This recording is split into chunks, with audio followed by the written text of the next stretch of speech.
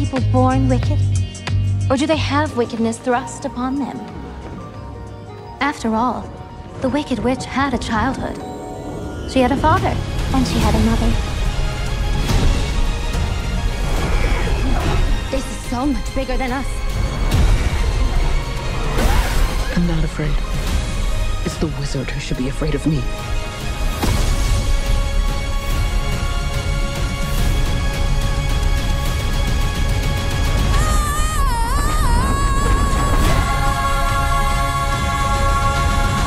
Eh bien, bonjour à tous. Bienvenue dans Geek Squadron. Aujourd'hui, on vient vous parler du film Wicked avec Faye. Bonjour Faye. Salut. Est-ce que tu veux te présenter en 2 mots? Oulando. Alors oui, comme la dernière fois, je fais partie du duo James et Faye. On vous propose de parler de pop culture au travers de différentes émissions.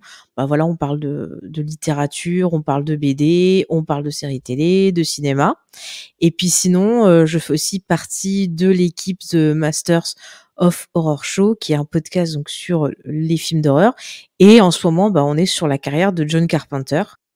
Et voilà, puis pour finir, j'écris assez souvent pour le site Sueur Froide. Tu dis comme la dernière fois parce que il faut préciser qu'on a fait un podcast déjà sur Wicked, la comédie musicale, l'acte 1. Two other girls met in the land of Oz. So if you can find me, look to the western sky. They became best friends until they called one good and the other one wicked. Wicked, the musical phenomenon and the untold story of the Witches of Oz. The wizard will see you now! Call now for tickets. Ce podcast-là est vu un peu comme un complément de l'autre. On va pas refaire complètement aussi précisément l'analyse, par exemple, sur les chansons, les thèmes. On va plutôt se concentrer sur l'aspect adaptation. Et on vous conseille l'autre émission. Même si vous n'avez pas vu la comédie musicale et que vous avez vu juste le film, on s'est arrêté à l'acte 1 de la comédie musicale pour respecter en fait le timing du film. Donc, vous n'allez pas être spoilé. Oui, normalement. J'ai coupé au montage. Tu l'as coupé avant ça, alors donc vous ne serez pas spoilé, c'est bon. J'avais un peu spoilé, j'avoue. Pas fait exprès en plus. C'est-à-dire qu'il y a des choses dans les comédies musicales qui sont peut-être un peu plus explicites que ce qu'on peut faire avec un film. Tout à fait. Pour dire. Après, c'est pas du tout la même chose. Il faut. C'est pour ça qu'on va en parler dans l'adaptation. Il faut justement adapter la mise en scène, parce que la mise en scène théâtrale n'est pas la même que la mise en scène filmique. Il faut l'expliquer, ça. Oui, totalement. Je te propose qu'on commence un peu par qui a fait ce film, comment ça a été fait. D'accord. À la réalisation, on a John M. Chu, qui était pas le premier réalisateur qui devait s'occuper du film. Ça devait être un certain Stephen Daldry. Mais en fait, le film, il a été pas mal repoussé à cause du Covid. Et au bout d'un moment, il a dû quitter son poste. Et en fait, tu vas voir, cette émission, elle est très liée à Star Wars parce que dans les réalisateurs envisagés, il y avait J.J. Abrams et James Mangold, notamment. Donc, petit côté Star Wars. Et il y avait aussi Ryan Murphy et Rob Marshall. Donc Ryan Murphy, pour juste resituer, c'est lui qui s'occupe un peu de toutes les séries genre American Story, American Monster et compagnie, et également Scream Queen. Et pourquoi je cite Scream Queen? Parce que dans Scream Queen, il y avait déjà justement l'actrice qui joue Glinda, et ça y est, j'oublie déjà les prénoms, ça commence magnifique. Ariana Grande. Ariana Grande, merci. Et également Billy Lourdes, mais ça, voilà, encore un lien. Mais bon, voilà, en tout cas, il y a eu quand même pas mal de réalisateurs qui ont changé avant d'arriver donc sur John M. Chu. Tu veux citer un peu ce qu'il a fait dans sa carrière ou tu veux que je continue? Tu me dis. Hein. Écoute, moi, je connais pas trop. J'ai vu qu'il avait fait G.I. Joe Conspiration, mais je t'avouerai que je ne l'ai pas vu. Je vais t'en parler. Voilà. Pardon, je regarde. Il s'est fait connu pour avoir fait beaucoup de clips de Justin Bieber. Donc voilà. Il a aussi réalisé ses chefs-d'œuvre que sont Sexy Dance 2 et 3. magnifique. Il a fait donc G.I. Joe Conspiration, qui est le deuxième film donc adapté, enfin qui adapte la licence de jouets, où on a des lancers de grappins qui s'accrochent à je sais pas quoi, mais ça marche quand même. C'est magnifique ce film. Il a aussi réalisé l'adaptation nanardesque de Jem et les hologrammes. Donc, Eh pour bien, ceux qui écoute, connaissent pas. faut Toi, que je le t'avais vois aimé? parce que Ah bah, je ah, ne tu vas savais rire. pas que ça avait été adapté, quoi. Enfin, moi, En plus, il y a j'adore le Molly dessin animé Ringwald quand dedans. Il y a Molly Ringwald qui fait la maman de Jem et les hologrammes. Et j'étais sur le cul, je fais merde. Qu'est-ce qu'elle fait là? Elle s'est perdue, la pauvre. Moi, je l'aime bien. Zut. Mais vraiment, tu vas voir, c'est un miracle. Après, ça s'améliore un peu. Après Jem et les hologrammes, qui est vraiment pas terrible. Il a réalisé la comédie Crazy Rich Asian, où dedans, il y avait Michelle Yeoh, donc qu'on retrouve également dans le film. Et il a réalisé la comédie musicale In the Heights, donc qui est la comédie musicale de Lin-Manuel Miranda. Et donc, il s'est retrouvé sur Wicked. Et ce qu'il faut savoir, c'est que c'est un gros fan de Wicked. Il a suivi la comédie musicale. Il a même découverte quand c'était les pré-shows, là, quand il faisait des tests. Donc voilà, donc il a découvert là et il l'a suivi jusqu'à maintenant. Donc c'est vraiment un gros fan de la comédie musicale. Donc déjà, ça va quand même. Bon, il se rattrape. Après, bon, on parlera de la réelle. J'allais dire, c'est assez étonnant qu'un gros projet comme ça ait été confié à quelqu'un qui a pas une carrière. Enfin, c'est pas un réalisateur star, on va dire. Non, c'est plutôt un yes man, si on devait le mettre dans une catégorie. Mais je pense que c'est parce qu'il a eu ce gros succès avec Crazy Rich Asian, qui a été vraiment un gros succès aux États-Unis. En France, je sais pas si ça a autant marché, mais vraiment, ça a été un peu un petit phénomène culturel là-bas. Donc, je pense que ça a permis de le mettre un peu sur le devant de la scène comme quelqu'un de bankable. Après, In the Heights, il me semble que ça a pas trop mal marché aussi. Alors, côté scénario, les personnes qui ont été créditées, on a donc Gregory Maguire pour le roman. Ouais. On a Lyman Frankbaum pour les personnages. Ensuite, Winnie Hulsman qui avait fait le livret de la comédie musicale, qui a participé aussi au scénario. C'est ça. Il a travaillé sur la série Angela 15 ans, qui est une série qui est considérée comme culte et qui est un peu une référence sur les problèmes d'adolescence. Complètement. Il y a Jared Leto dedans et Claire Danes, pour ceux qui voient pas de quoi je parle. Moi, je suis pas non plus super fan, mais ça a le mérite d'exister. Et l'autre, Dana Fox, elle est la scénariste de Cruella avec Emma Stone. Bon, moi, je suis pas très fan, on pense qu'on veut. Après, elle a fait pas mal de comédies comme It Isn't Romantic, une comédie sur Netflix qui est pas folle non plus. Le secret de la cité perdue avec Sandra Bullock, que j'ai pas vu parce qu'il y a plein de serpents, donc j'ai regardé que l'intro, j'ai eu peur, je suis partie. Non mais il paraît qu'il est pas mal. Voilà, il paraît qu'il est pas mal. Bon, voilà, donc je peux pas juger celui-là, vous me direz. Et sur quoi elle a travaillé? Ouais, sur d'autres comédies un peu pas folles. Je crois qu'elle avait fait un truc avec Scarlett Johansson qui sortait avec des copines. Enfin, voilà, c'est pas dingue comparé à l'autre qui a quand même travaillé sur quelque chose d'un peu plus culte.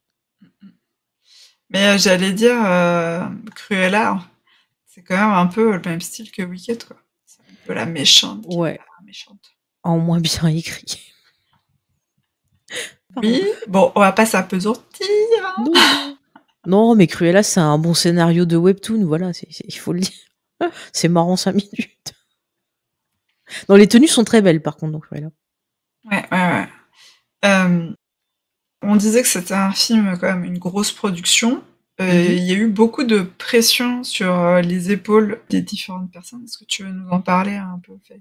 Oui, bah tout à fait. Alors déjà, ce qu'il faut savoir, c'est qu'au niveau du casting, avant de choisir les deux actrices, donc qui sont Ariana Grande et Cynthia Erivo, il y a pas mal d'actrices qui ont auditionné pour le rôle. Ariana Grande, elle a dû passer à peu près 5 auditions avant d'être choisie, alors que pourtant c'est vraiment pareil, c'est une très très grande fan de Wicked. Elle voulait vraiment jouer Glenda et compagnie. Mais bref, voilà, elles ont eu du mal à avoir le rôle. Après, pendant le tournage, elles ont dû beaucoup s'entraîner. Elles ont travaillé à fond leur chorégraphie. Elles se sont énormément investies. Par exemple, Cynthia Erivo, elle s'est beaucoup investie sur le look de son personnage. Elle a travaillé avec la personne qui a fait les costumes pour un peu lui donner des inspirations. Il me semble qu'elle a parlé d'une collection précise de Jean-Paul Gaultier, pour donner une idée.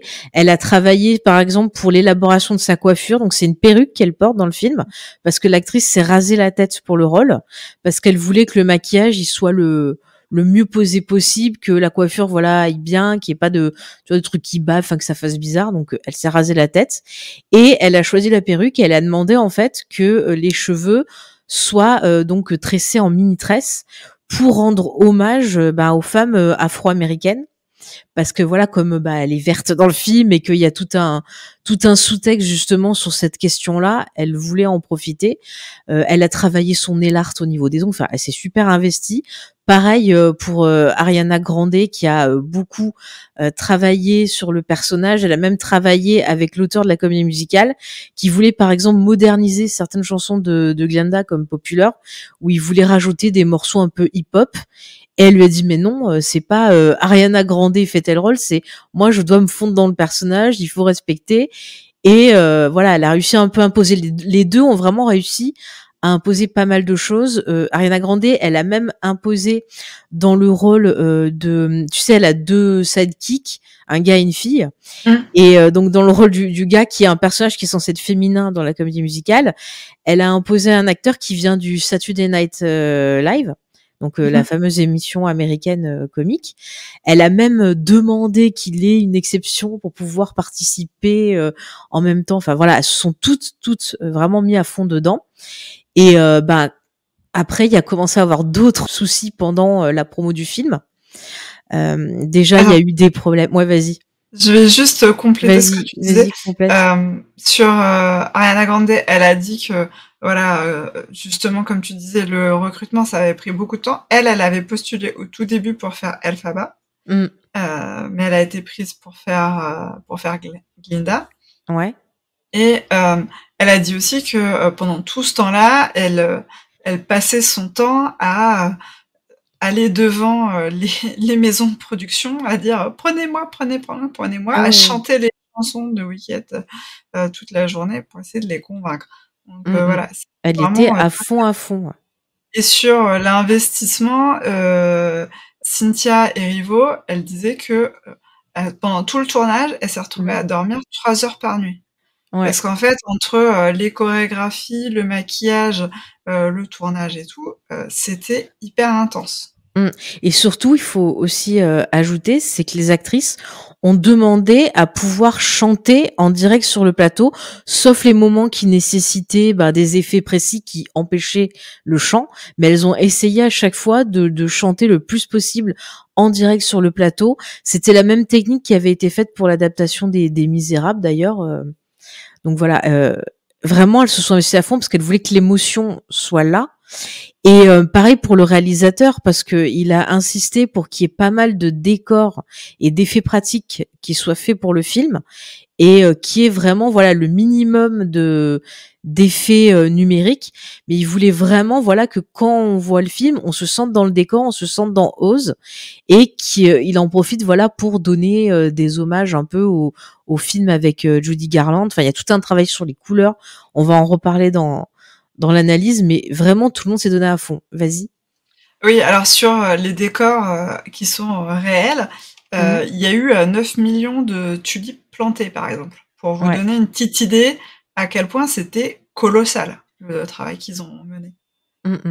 Et puis, en plus, ce que j'ai pas dit au début, c'est qu'on aurait dû avoir le film beaucoup plus tôt.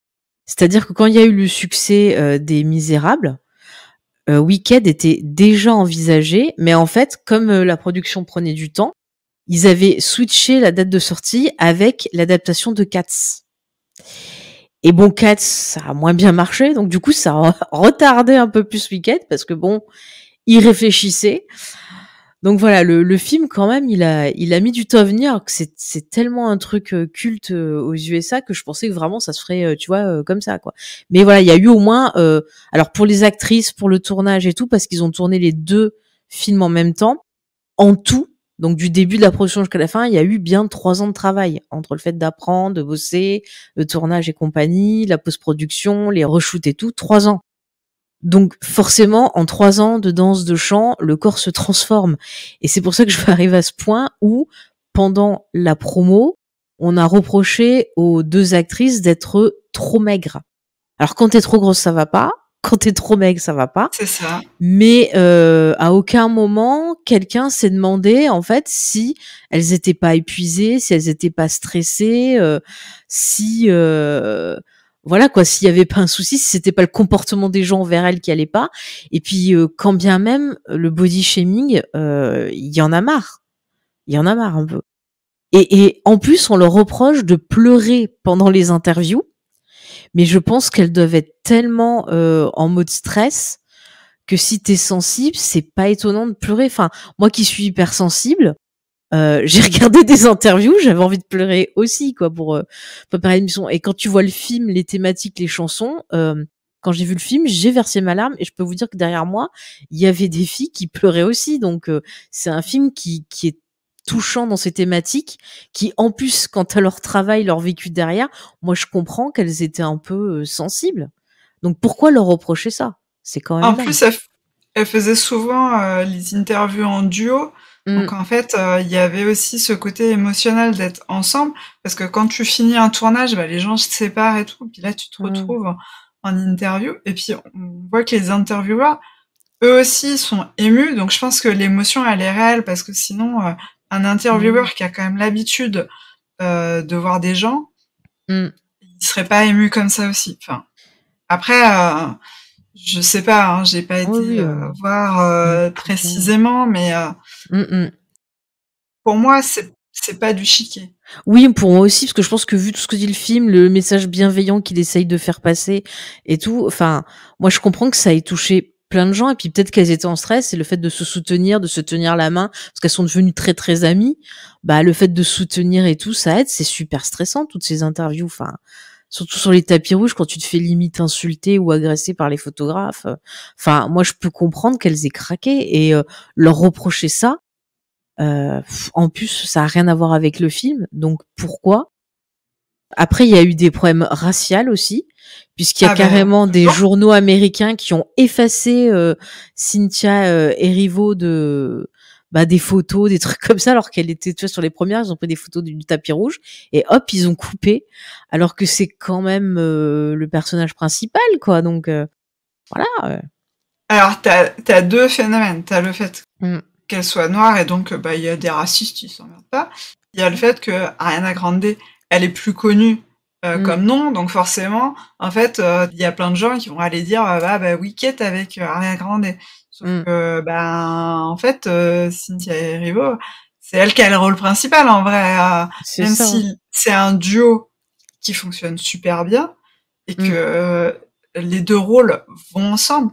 C'est quand même Elphaba, la grande héroïne du film. Mais Ariana Grande, elle s'est pris aussi des trucs racistes, parce que elle joue Glenda, ils ont dit mais elle est d'origine latine, mais ça va pas, faut que ça soit une femme blanche qui joue le rôle, quoi.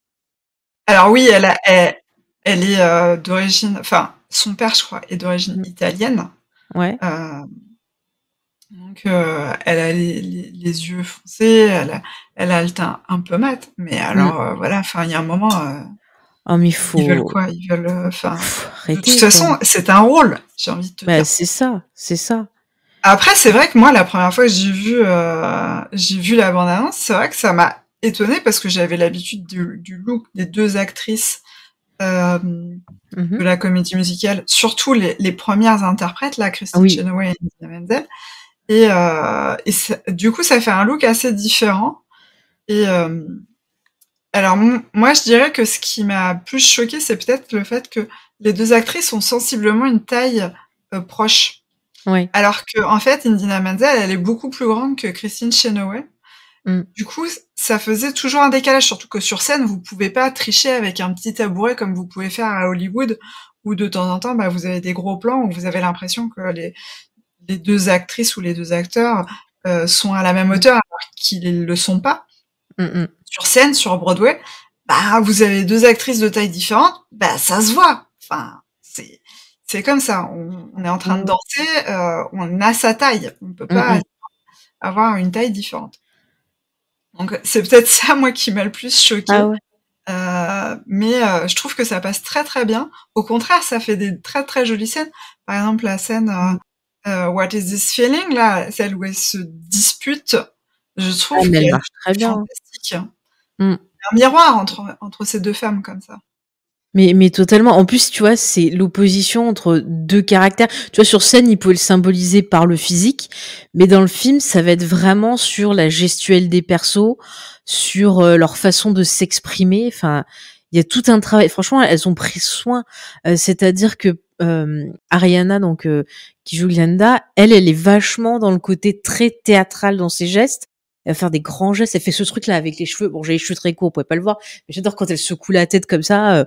C'est trop, trop drôle. Et en même temps, tu vois qu'elle veut toujours être dans l'élégance, dans la représentation. Alors que de l'autre côté, Cynthia Erivo, dans le rôle donc d'Elphaba, elle, c'est plus ce genre, oui, bon, ça va, c'est bon, je suis verte. Elle est limite genre tout le temps en train de s'excuser. Elle est, tu vois, souvent elle regarde vers le bas. Enfin, et en même temps, elle essaye de faire croire qu'elle est forte en se distinguant des autres. Moi, la scène qui m'a vraiment mis mal, bah écoutez, on fait l'analyse en même temps, on vous donne les avis parce que je pense que c'est important. Mais une des scènes où vraiment j'ai fondu en larmes, c'est quand ils sont à la soirée, tu vois, ils dansent tous et tout, puis elle arrive avec son chapeau, t'as tout le monde qui la regarde sous de sa gueule, puis elle essaye de faire une danse en mode je m'en fous, tu vois, je fais ma danse, et les gens se moquent d'elle. Et j'ai commencé à pleurer, j'étais vraiment mal, et tu vois qu'elle est mal, et vraiment, elle arrive par son regard à faire que t'as de la peine pour elle, t'as envie de la prendre dans tes bras, de lui faire un câlin. Et la réponse d'Ariana Grande, justement, fonctionne très bien parce qu'on voit le perso qui commence à s'interroger sur elle-même, sur ses propres agissements et qui va avec elle en disant « Bah ouais, allez, je vais me faire pardonner ». Enfin, la scène, elle est géniale. Elles en font pas trop. Elles sont bien dans le rôle et ça fonctionne de ouf. Et c'est ça le gros cœur sur ces 2 actrices, vraiment. Elles fonctionnent très bien ensemble. Elles véhiculent énormément d'émotions. Elles nous font rire aussi, surtout Ariana, qui est vraiment très très drôle. Et non, voilà, je les adore. Juste avant que Glinda la rejoigne, il y a cette scène hyper émouvante où Figaro dit ah, regarde, elle s'en fiche du regard des autres. I'll say this much. She doesn't give a twig what anyone thinks. Ouais. Et Glinda qui répond Of course she does. She just pretends not to. Non, mais elle donne le champ, je sais plus comment elle répond, mais... Oui, elle joue. Et en fait, je trouve que Cynthia Erivo arrive à nous le faire ressentir, comme tu dis, avant même ce dialogue-là. Le dialogue, il pose les choses pour montrer que Glinda l'a compris, elle aussi, mais rien que le jeu de Cynthia Erivo te fait comprendre ça. Et c'est hyper fin. Ouais, mais tu vois, et la phrase d'Ariana Grande, la fin de Glinda, c'est plus pour elle-même de dire « Ah, mais en fait, elle est comme moi. C'est-à-dire, moi, je joue la comédie pour paraître la fille parfaite. Et en fait, c'est parce que je me soucie du regard des autres. Et elle, en fait, elle est comme moi. » Et là, elle prend conscience de ça, du fait que, elles sont pareilles, que il y en a pas une supérieure à l'autre et qu'elles sont dans la même galère. Et c'est ça aussi qui va déclencher quelque chose qui fait que elle va essayer un peu de sortir de tout ça. C'est un peu ce qu'on disait dans l'épisode précédent sur le fait que quelque part Glinda elle est un peu prisonnière du monde d'Oz, c'est-à-dire qu'elle est prisonnière de son image et qu'elle a peur de s'affirmer. Elle a peur de prendre parti, tu vois, pour le professeur Chèvre. Elle a peur de prendre parti un peu au début pour Elphaba, même à la fin du film, elle pourrait partir avec elle, mais non, elle ose pas. Enfin, on voit que c'est un perso qui est toujours quelque part enchaînée par quelque chose, qui a une espèce de forme d'onte, et finalement elle est peut-être moins forte que Elphaba, quoi. Elphaba, c'est mais je veux dire, moi j'attendais avec impatience la chanson d'Efeni Gravetti là, mais elle le fait trop bien, tu vois, elle le fait à sa façon, c'est-à-dire que sur scène c'est vachement plus dans la puissance, dans je crie machin. Enfin, c'est très très frontal, tu te prends les émotions en pleine face, le cri de rage.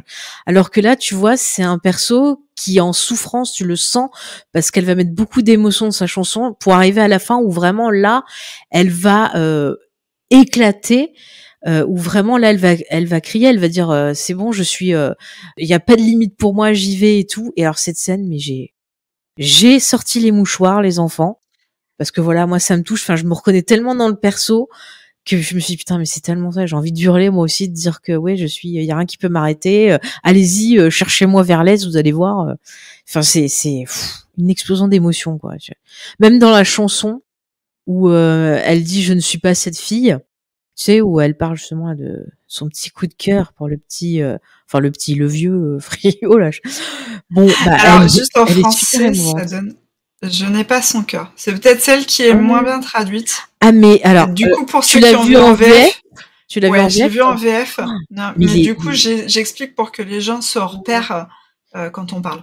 Mais alors du coup, la VF, ils ont traduit les chansons quand elle chante ou ils ont juste mis des sous-titres? Oui, ils ont traduit tout.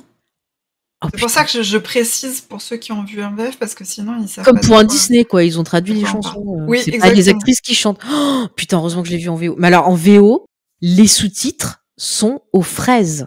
Mais vraiment, genre sur la chanson, je crois que ça dit genre il ne m'aime pas ou un truc comme ça. Enfin, ça n'a les sous-titres n'ont rien à voir avec ce qu'elle chante.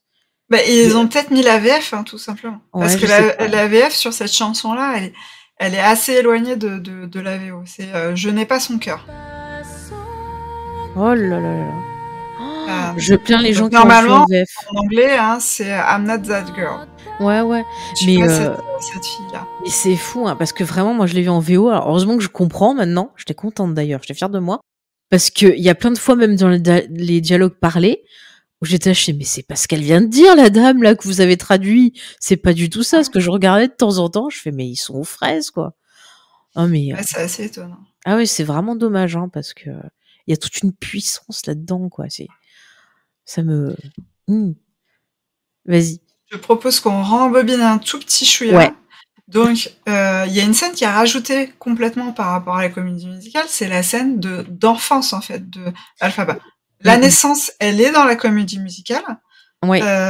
L'arrivée de Glinda dans sa bulle aussi. Enfin, dans l'ordre. L'arrivée de Glinda, puis la scène de la naissance.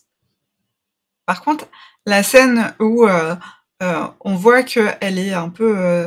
je sais pas comment dire, mais maltraitée par son père, en fait. Ah, mais totalement. C'est-à-dire que son père la rend responsable de la mort de sa mère et de l'état de sa sœur. Et en gros, Rien que ça. voilà, rien que ça. Et en gros, alors là, c'est ça qui est horrible et qui finalement permet aussi de traiter le point dont on parlait sur le validisme, c'est-à-dire qu'il fait de sa fille l'esclave de sa sœur qui est en fauteuil roulant. En gros, le but de la vie d'Elphaba, c'est de s'occuper de sa sœur. Et le film, par contre, ce que je trouve intéressant, c'est qu'il montre des nuances dans le perso de... Alors, j'en ai plus le prénom de sa sœur. Chaque fois, j'oublie. Bon, la sœur... Rose, ouais. Ouais, voilà. Il montre des nuances, c'est-à-dire que genre, elle, en même temps, c'est « Ah, mais laissez-moi faire ma vie », et puis en même temps, c'est genre « Eh, vas-y, tu t'occupes de moi ». Tu sais, tu vois qu'il y a des moments où vraiment, elle a pas de... Enfin, il y a des moments où j'ai ressenti qu'elle avait pas d'estime pour sa sœur, qu'elle la prenait vraiment pour tu dois m'aider quand j'ai besoin, en fait. Enfin, j'ai senti qu'il y avait la nuance qu'il y avait pas trop dans la comédie musicale. Mais c'est très léger, là, pour l'instant. Alors, je trouve que c'est mieux que la comédie musicale parce qu'en effet, on voit que ce qu'elle veut, elle, c'est être indépendante. Mais en même temps, elle veut quand même qu'on que...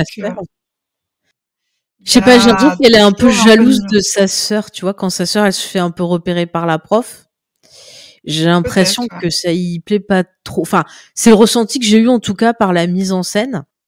En tout cas, oui, quand Elphaba lui dit de pas forcément faire confiance à Glinda, à Boq et tout, c'est un peu t'es pas contente parce que ce qui m'arrive c'est bien, alors que pas du tout en fait. C'est une méfiance de ça part de bon cœur. Mais c'est ça, puis du coup quand elle chante la chanson The Wizard and I, où à un moment elle parle de son père et de sa sœur, qu'elle dit ah oui j'aurais pu m'occuper d'elle, bah vu ce qu'on a vu, bah là ça prend tout sens, tu te dis mais putain ouais en fait les deux ils la prennent pour la boniche en fait. C'est horrible, ça me fait trop de la peine. Et quand tu vois que la pauvre, elle chante, oui, j'ai une vision, je vois les gens qui vont m'acclamer et tout. Et toi, tu as vu le début du film et tu te dis, ah, ouais, non, ma petite, j'ai trop de peine pour toi, je vais te faire un bisou. Enfin, c'est un truc fou. Et d'ailleurs, il faut souligner le travail sur les couleurs dans le film.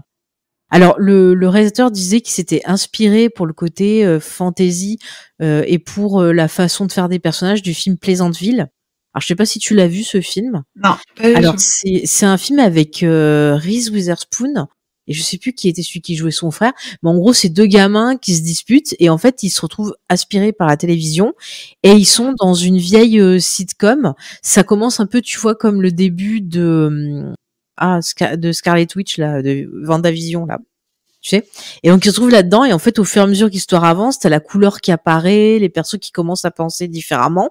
Et en fait, tout le truc du début, c'est que genre, ils sont dans une idéologie, ils sont enfermés dedans et tout. Et donc, il s'est inspiré de ça pour le travail sur la couleur et pour la façon de faire des personnages.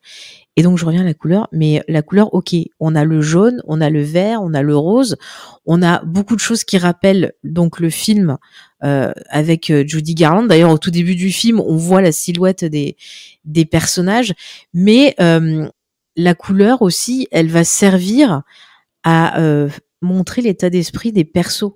C'est-à-dire que, par exemple, je prends le cas d'Elphaba dans la chanson The Wizard and I. À un moment donné, elle parle de sa couleur où elle dit ah oui ça serait bien genre si j'étais pas comme ça machin et tout.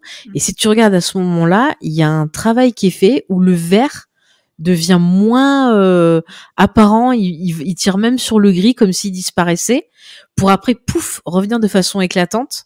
Et c'est peut-être un peu aussi pour montrer encore une fois les pouvoirs du personnage qui apparaissent, qui sont liés à ses émotions en fait. Et là, on est sur une chanson où on lui dit bah tu vaux quelque chose, tu es machine et tout, tu peux être fantastique. Et elle, l'idée qu'elle a à ce moment-là d'être fantastique, d'être merveilleuse, c'est d'être comme tout le monde. Donc à un moment donné, ça transparaît.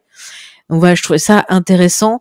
Pareil pour Glinda, bon, elle a un rose super éclatant, des fois du blanc quand elle veut être un peu plus faux folle, mais genre sur la fin, bah sa tenue, tu vois, elle devient un peu plus dégueu. Enfin, tu vois qu'elle perd de sa superbe, comme si en fait ça traduisait le fait que ben elle aussi sa bulle a éclaté et qu'elle comprend un peu qu'il se trame quelque chose, mais en même temps, elle est pas prête comme sa copine à affronter à fond et dire non, stop. Voilà. Et puis pareil, les tenues d'Elphaba, oui, c'est noir, mais il travaille les textures, ce qui fait que ça rajoute quelque chose. Par moment, au début, on va avoir une tenue qui va être plus lisse parce que le perso, on lui demande d'être lisse. Et au fur et à mesure du film, on voit qu'elle va avoir des tenues noires où il va y avoir un peu plus de froufrou, un peu plus de choses, tu vois, un peu comment je dirais, bariolé, un peu mélangé. Enfin, tu vois, du travail sur le tissu qui montre la transformation du personnage pour arriver à la fin où elle a cette cape géante et tout, où c'est vraiment, voilà, le souffle, c'est vraiment mon énergie, je m'élève, je m'affirme. Et voilà, enfin, je trouve trop bien, même sur le Magicien d'Oz aussi, toutes ces couleurs qui font un peu, je trouve que ça fait un peu, je regarde, je suis trop beau, et puis en même temps, on joue avec le rideau. Pendant toute sa chanson, il passe son temps à se cacher, à apparaître, disparaître derrière le rideau. Tu vois que c'est quelqu'un qui n'est pas honnête, et ça va être montré à la fois par la mise en scène et par les couleurs des costumes. Donc le film, il est quand même, tu vois, c'est pour ça que je suis sur le cul, parce que il y a un vrai travail dans la mise en scène. Et il y a aussi, tu vois, un rappel des vieilles comédies musicales d'antan. Par exemple, tu vois, là, je me suis revue Chantons sous la pluie pour Noël, où il y avait aussi un travail sur les couleurs, et il y a des numéros, ça m'a fait penser à ça. Il y a même un numéro, et d'ailleurs, j'ai vu que IMDb était d'accord avec moi, le numéro de Dancing to the Life. À un moment, tu vois, ils sont dans la bibliothèque, ils dansent, puis t'as un truc avec le machin là qui tourne. Oui, ça tourne, ouais. Voilà. Ils sont sur les échelles. C'est ça. Et en fait, ça m'a rappelé un film de Fred Astaire. Je crois que c'est Mariage Royal en français, où t'avais un peu une chorégraphie comme ça. Et d'après IMDb, ça serait vraiment un hommage. Donc, ouf, ça va. Mais c'est vrai que dans la mise en scène, quand elles vont à Emerald City, aussi toute la mise en scène là, ça fait très vieille comédie musicale. Et moi, j'adore ça, donc j'étais contente. Enfin, je te laisse parler un peu, parce que je suis partie dans un tunnel toute seule. Non, j'allais revenir sur Wizard and I. Vas-y. Moi, je pense que cette scène, elle est hyper importante parce qu'on on voit que ce qu'elle veut, c'est devenir normale. Ce qui va avec le fait qu'on voit que depuis sa plus tendre enfance, en fait, elle est martyrisée par les autres du fait de sa couleur de peau. Quand elle arrive à Cheese, c'est pareil, elle commence d'abord par faire la FAQ à propos de sa couleur de peau. Et en même temps, quand elle arrive auprès du wizard, lui, il lui dit, bah, je suppose que tu vas vouloir changer ta couleur de peau. Et on voit que, en fait, elle pense pas à elle en premier, elle pense aux animaux en premier. Ce qui n'arrange pas le wizard parce que lui, il sait pas du tout ce qu'il voulait. Bah oui, il voulait l'utiliser voilà, en disant voilà, je te donne ça et pouf. Ça montre à quel point ce personnage est d'une très grande bonté. Enfin, pas que la bonté, mais aussi qu'elle a des valeurs en fait. Elle fait passer ses valeurs en premier avant sa couleur de peau et son bien-être à elle, quoi. C'est ça, oui, elle a beaucoup d'empathie, elle se met beaucoup à la place des autres, et ouais, c'est une super grande qualité, mais en même temps, ça attire les personnes toxiques. Il y a rien qu'à voir, genre, le perso incarné par Michelle Yeoh. Alors, Michelle Yeoh, je t'adore, Michelle Yeoh, mais ne chante pas. Vraiment, tu es une magnifique artiste martiale, mais ne chante pas. Vraiment, elle chante pas beaucoup, mais le peu qu'elle chante, c'était pas fou. Je sais pas si en Chine, elle a fait l'opéra, enfin l'école de l'opéra de Chine, je sais plus, mais peut-être qu'en chinois ça doit être mieux. Quand c'est pas ta langue maternelle, c'est peut-être plus difficile. Mais j'ai pas aimé quand elle chante. Enfin, je sais pas ce que t'en as pensé, toi. Bah moi j'ai vu en VF, donc je peux pas juger de talent de chanteuse. Je sais pas qui la double, mais ouais, non, c'est. Bah si t'écoutes l'album, tu verras.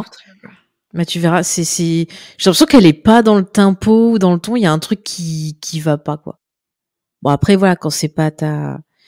alors, je crois pas elle est malaisienne. Je sais pas, je sais qu'elle a fait beaucoup de carrière en Chine, où elle avait travaillé notamment avec, je pense avec Jackie Chan sur les Police Story. Et je sais que c'est une artiste martiale, mais après, je sais pas... Oui, elle est née en Malaisie. Après, je sais pas si c'est elle a pas dû faire c'est quoi, l'opéra de Pékin, ou je sais plus, enfin, elle a pas dû faire la même école que Jackie Chan, alors. Bon, bah, ça explique tout. Donc, il faut pas qu'elle chante. Mais après, elle est magnifique, hein. J'aime beaucoup cette actrice. Et puis, son rôle est vraiment petit, même pire que dans la comédie musicale. Ouais. Parce que, enfin, tu vas me dire ce que toi, tu t'en avais tiré de la comédie musicale, mais pour moi, Cheese, c'était un peu une école de magie quand même dans la comédie musicale. Et Glinda, elle avait quand même quelques pouvoirs, et Madame Morrible aussi.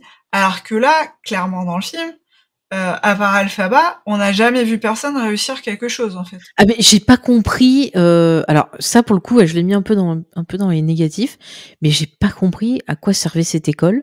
En plus, ils ont tous des âges différents. Enfin, je sais pas je sais pas. Bon, dans la vie, l'actrice qui fait Elphaba, elle a une trentaine d'années. Elle est même plus vieille que le mec qui fait Firo, là. Bah, elle doit avoir 35 et lui doit avoir 34 ou je sais plus. Enfin, ils ont ces zones-là. Donc ils sont à la fac. Ouais, bah voilà, à peu près un peu plus, quoi. Il est de 88. Voilà. Bon, tu vois, ils ont un an de différence, mais en tout cas, ils sont toujours à la fac. Donc voilà. Elle est dans la même classe que Glinda, qui a l'air beaucoup plus jeune qu'elle. Donc je ne comprends rien à cette école. Et moi, dans la comédie musicale, ce que j'avais compris, c'était une école où t'avais en fait le magicien qui faisait ses programmes pour essayer de trouver les gens qui lui sont utiles. Donc il y en a qui devaient être là, tu vois, genre pour le côté poétique, d'autres pour le côté magie, puisque Glinda disait qu'elle voulait suivre un cursus magique. Voilà, moi j'avais compris ça. Et Elphaba, moi j'avais compris qu'elle venait juste pour servir sa sœur. Enfin, qu'elle venait comme ça, qu'elle était inscrite, mais il avait inscrit de son père juste pour s'occuper de sa sœur, tu vois. Mais là, dans le film, c'est pas clair. Enfin, j'ai compris qu'elle était pas du tout inscrite, mais que finalement, elle y était quand même. Donc, ouais, non, c'était pas très clair. J'ai pas compris qu'est-ce qu'on apprenait dans cette école. À part danser comme ça dans la vie, voilà, dans les bibliothèques. Ouais, je vous fais la chorégraphie, ils dansent comme ça, voilà. Bon, je fais ça très mal. Non, mais j'ai pas compris cette école. Alors, on a les cours d'histoire, ça Ouais. c'est sûr, avec Dr. Diamond. On voit qu'elles font du sport à un moment. Ouais. Mais C'est un voilà, peu la normalement, fac le cursus magique, Michelle Yeoh, elle dit qu'elle le Elle donne. dit qu'elle prend que celles qu'elle veut qui sont bien. Voilà. Alors, elle en a vu une qui était potable et qui nous a fait d'ailleurs une Magnéto, parce que ça m'a rappelé un peu la scène dans X-Men, le flashback de Magnéto où il veut retrouver sa mère, tu sais, qui hurle et il fait tomber tout la grille là. Et là, elle hurle pour essayer de choper sa sœur parce que personne veut l'écouter. Bon, voilà, c'était un peu too much. Je trouve que dans la comédie musicale, c'était un petit peu mieux fait sur ce point. Après, bon, faut faire des choix. Mais ouais, c'était un peu bizarre. Alors après, je me suis dit, l'école, c'est peut-être comme dans Starship Troopers, c'est pour devenir des citoyens d'Oz, tu vois, genre au service du magicien. Je vois que ça. Mais après, ouais, c'était un peu... Ouais, c'était le point. Voilà, l'école, en fait, on s'en fout, quoi, en gros. Oui, c'est peut-être une université assez généraliste pour faire les administrateurs d'os, je sais pas.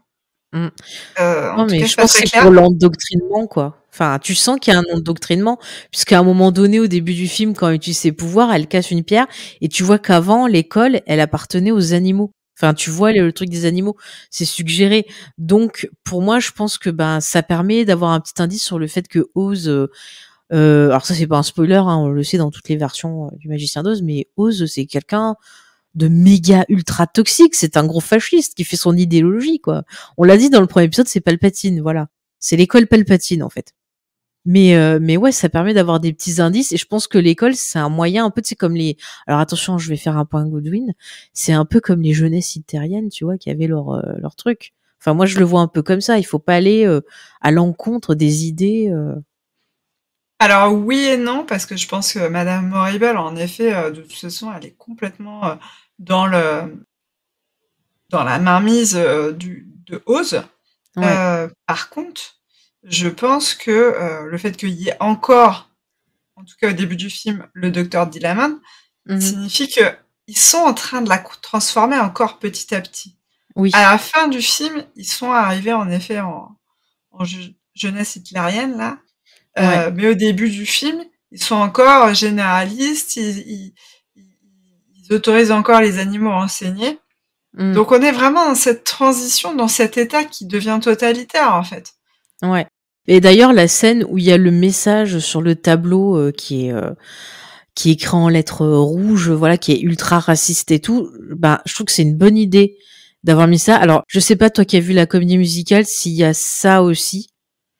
Il me semble que c'était Je me pareil. rappelle plus. C'est Par pareil. contre, il y a la différence, c'est que normalement, le dialogue derrière de Elphaba avec Dr. Diamond se fait dans la classe, il me semble. Et il n'y a pas cette espèce de petite cellule de résistance animale que je trouve assez intéressant, en fait, ça. Ça redonne de la profondeur au professeur Diamond. Normalement, dans la comédie musicale, avec Elphaba, ils disent tous les deux « Ah, mais heureusement, on a un wizard, on a le magicien, et il va pouvoir nous aider, nous sortir des problèmes que les animaux ont avec le fait qu'il y ait des gens qui leur réduisent les droits. » Donc en fait, ils ont leur espoir dans le magicien, et alors que là, Elphaba le dit, mais on sent qu'il fait une tête. On sent que eux, ils ont compris que le magicien est pas du bon côté de la barrière, et qu'ils sont en train de s'organiser. Du coup, on voit que il est enfermé pas juste pour son statut d'animal, mais peut-être parce que il le voit comme un opposant politique. Mais totalement, et je trouvais que ça c'était un bon ajout, ce côté conciliabule. Ça m'a fait penser un peu à Narnia, un peu, tu vois, ce côté les animaux qui se réunissent parce qu'il y a la méchante sorcière, parce que bon après il y a d'autres choses qui se passent dans les autres bouquins. Et je trouvais ça plutôt pas mal, une bonne idée. Et puis ça rappelle justement pareil, si on fait tout le rapport, tu vois, avec l'histoire de la population afro-américaine, t'avais les cellules, voilà, tu vois, je pense aux Black Panthers, enfin à tous les gens pour les droits civiques et compagnie qui se réunissaient et qui se faisaient choper par les flics ou autres. Donc ça permet de rester dans le côté, je trouve, social et politique du film. D'ailleurs, les gens qui disent c'est trop woke, Wicked, Comme on l'a dit la dernière fois, c'est que vous avez jamais vu ou entendu la comédie musicale parce que ils ont absolument rien changé au message. Enfin, ça a toujours été comme ça, Wicked. Donc bon, ce type de critique. Ah oui, j'ai vu aussi des gens qui râlaient parce que quand il y a le prince qui arrive à l'école, il y a aussi des mecs qui sont à fond dessus. Et genre, Oui, c'est un j'ai scandale. entendu ça, oui, notamment les mères chrétiennes, je crois, parce que Oui. j'ai vu que Christine Chenoweth leur avait répondu que D'aller se elle faire aussi, foutre, elle je sais était pas. chrétienne et que Bah ça ouais. l'avait jamais gênée. Non, Voilà. mais c'est vraiment chercher, tu sais, la petite bête pour rien. Et c'est même ne pas écouter le message du film. Non, Bordel, le message du film, c'est de la bienveillance. On vous dit, c'est acceptez les l'acceptation autres. de l'autre. Mais voilà, Ouais. acceptez les autres et vous, affirmez-vous, n'ayez pas peur d'être qui vous êtes. Enfin, c'est un super message, mais il faut montrer ça à toutes les petites filles, quoi. C'est tellement mieux que le film Barbie. Montrez-leur Wicked, bordel. Mais je leur dis, mais c'est vrai, quoi. C'est trop bien. Zut. Alors, on n'a pas précisé que c'était Peter Dinklage qui faisait Oui. le docteur Dillamond. Il s'en Moi, sort je bien. trouve que c'est vraiment... On reconnaît son jeu, hein. Oui, Alors oui. que ils ont choisi de le faire totalement numérique et Mm. de le faire sous une forme très animalière, contrairement à la comédie musicale où C'est un finalement c'est un costume, acteur c'est ça. qui est costumé. Mm, Donc mm. c'est très humanisé, ce qui reprenait un peu aussi du coup finalement le côté magicien d'Oz de 1939 où Mm, le lion c'est un humain qui est déguisé dedans. mm. Ouais. Donc, je trouve que ce parti pris, moi j'aime bien aussi cet aspect, ces animaux qui sont assez réalistes, tout en ayant quand même Mm. un sacré jeu d'acteur. C'est un beau défi. Mm. Non, mais il s'en sort bien, franchement, dans le rôle. Et même la partie où il chante, vraiment, je trouve qu'il s'en sort bien aussi. Non, j'ai été assez surprise. Je savais pas s'il pouvait chanter ou pas, donc ça a été une bonne découverte. Après, tiens, j'ai pas dit, le gars qui joue Firo là, il vient de Bridgerton. Je sais pas si t'as déjà regardé la série. Non, c'est Jonathan Bailey, ouais. Ouais, c'est exactement le même rôle qu'il fait dans Bridgerton, vraiment. Donc bon, voilà, il fait le boulot. Et alors par contre, j'ai appris que le cheval qu'il a dans le film, c'est son cheval qu'il a dans Bridgerton. Parce que attention, Ouais. il l'a imposé à la production parce qu'il a dit qu'il avait une relation particulière avec ce cheval et qu'il voulait travailler qu'avec lui. Donc Mais voilà. je le comprends. La passion des Je ferais animaux. pareil. Je rachèterais mon cheval si j'étais Et par une contre, actrice ça a et que râlé j'avais un parce que cheval. l'acteur est homosexuel. Donc ça a râlé. Ah bon? Bah tiens, Ouais, j'ai vu passer j'ai des pas gens. entendu toutes les polémiques. Ah bah écoute, je me suis tapé le truc pour voir un peu ce qui était dit et apparemment ça râlait parce qu'ils ont pris une personne issue de la communauté LGBTQ+ pour jouer le personnage. Mais on s'en fout, putain. On s'en fout. Mais arrêtez de nous casser les pieds, quoi. Putain, ce qui est important, c'est la personne, le personnage, quoi. Et je sais Mais pas, mais... tant qu'on est sur les trucs qui font râler, parce que tu comprends, on inclut des gens, on peut aussi noter que Marie Sabotte, qui joue Nessa Rose, Ouais. est vraiment handicapée. Et Mhm. celle qui interprète, alors j'ai plus son nom, Nessa Rose enfant, Ouais. elle est aussi handicapée. Ah bah c'est bien. Ce qui est aussi une première, parce qu'en fait, dans Bah la oui. comédie musicale, des gens qui ont une carrière à Broadway et qui sont des gens handicapés, je pense qu'il y en a pas. Non. Donc en fait, ils ont toujours pris des actrices valides qu'ils avaient mis dans des chaises. Ce qui est dommage en fait, parce qu'en fait, ça permet aussi à l'actrice d'avoir une compréhension du personnage qui est quand même pas la même C'est que ça quand t'es invalide. Hein. et d'apporter des choses justement parce que vu qu'on parlait justement qu'il y avait cette question sur le validisme, bah comme ça permet d'avoir quelqu'un qui peut donner son point de vue parce que c'est quelque chose qu'elle vit tous les jours et c'est intéressant. Tu vois, rien que la scène où justement t'as la prof qui dit vous êtes la fille là, du machin, je vais vous pousser dans votre fauteuil roulant et tout, alors qu'elle a rien demandé, mais c'est des choses que vivent tout le temps les personnes en fauteuil roulant. C'est-à-dire que si la personne ne vous demande pas de l'aide, foutez-lui la paix. Enfin, je veux dire, il y a des tonnes et des tonnes de témoignages de personnes qui parlent d'agression limite, tu vois, où elles sont juste là, elles font rien, elles attendent pour traverser, on demande pas leur avis, on les pousse et en plus de façon des fois qui n'est pas appropriée, qui leur fait mal. Donc respecter. Et ça, tu vois, pour le coup, dans le film, j'ai trouvé que la scène, elle était bien faite parce que tu vois les cris de la fille, limite, t'as l'impression que la bonne femme en la poussant lui fait mal, quoi. Et que ça explique pourquoi sa sœur va réagir comme ça. Même si la caméra, bon, c'est pas too much, enfin, la réalisation est pas folle sur cette scène, mais le point de vue exprimé est intéressant. Oui, oui, je suis d'accord que Mm. le validisme est mieux traité, je pense, dans le film que dans la comédie musicale. Enfin, en tout Mm. cas, ils ont plus pris le temps de mettre cette petite ligne de dialogue qui dit mais laissez-moi tranquille, je veux faire les choses toute seule. Voilà. Ouais. Donc, ils ont Oui, fait c'est important. ce Mais après, c'est vrai que quand t'es sur scène, tu dois faire des choix. Tu sais que tu imagines, ils ont les 2 actes, ça leur fait quoi de représentation? Je sais pas, presque 2h30, 3 heures, non? À peu près. Oui, je crois que c'est à peu près 3 heures, ouais. Voilà. Et Bon, là, et c'est ben, 2h40 là, la avec première partie un. dure 2h40, la deuxième va sûrement durer à peu près pareil. Donc ça laisse plus de temps pour pouvoir retravailler certains points qui étaient plus suggérés dans la version sur scène, quoi. Enfin, donc c'est logique. C'est pareil, le point de vue politique, je trouve qu'il est quand même un peu plus travaillé aussi.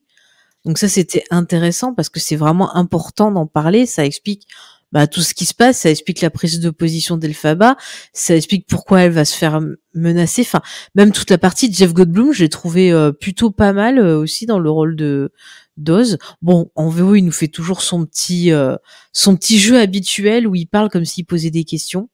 C'est son truc. Voilà, bon, certains aiment, certains aiment pas. Moi, je trouvais que ça allait plutôt bien. Même quand il chante, c'est pas mal. Je crois qu'il est musicien, lui aussi. Il avait pas sorti un album de jazz. Oui, oui, en tout cas, il a déjà chanté dans d'autres productions. Hein, donc. Ouais. Non, mais il a ce côté, justement, il a ce côté un peu showman, un peu jazzman qui va bien avec le perso, où vraiment tu le vois au départ, tu te dis, ah, c'est Jeff Goldblum, il a l'air tout sympa, puis plus ça avance, plus tu sens qu'il devient menaçant dans sa façon d'être, même quand il chante, tu sens les nuances, et ça marche très bien. Et je trouve qu'on a bien le côté complètement décalé où voilà, il y a des problèmes, il y a des gens qui sont qui souffrent et qui sont maltraités, et lui il est là, je me suis amusé à faire ma petite maquette. Enfin, c'est très très bien fait cette scène. Mais t'imagines le mec, sa préoccupation, c'est de trouver la couleur de la route. Waouh, mon Dieu, mais c'est Macron, hein, je vous le dis. Hein. Franchement, t'as des gens qui meurent. Non, on s'en fout. Ah mais moi j'ai fait la comparaison directe. Non mais elle vient de voir, oui, il y a les animaux, machin. Non mais attends, on a un sujet plus grave, la couleur de la route, c'est très important. The yellow relay? Yes. It just says road to me. Let me see. Huh. And Yellow Brick Road. I don't know. Vraiment. Ça. Et du coup, voilà, pareil, il pense que elle va être obsédée par la couleur de la peau. She's green. Oh, well, she doesn't have to be. Would that be your heart's desire?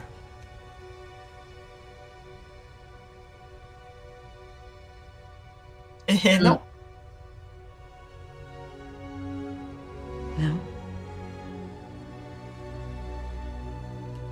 No. My heart's desire is for you to help the animals. Something bad is happening to them and they need you. Mais non, les animaux. Ça va ensemble. Non, il le fait très bien. Et puis finalement, on comprend que tout ce qu'ils attendent, c'est quelqu'un qui soit capable de lire. Ouais, ils sont avides. Quoi, ah mince, comme ça. De lire l'espèce de grimoire. Le grimoire, voilà.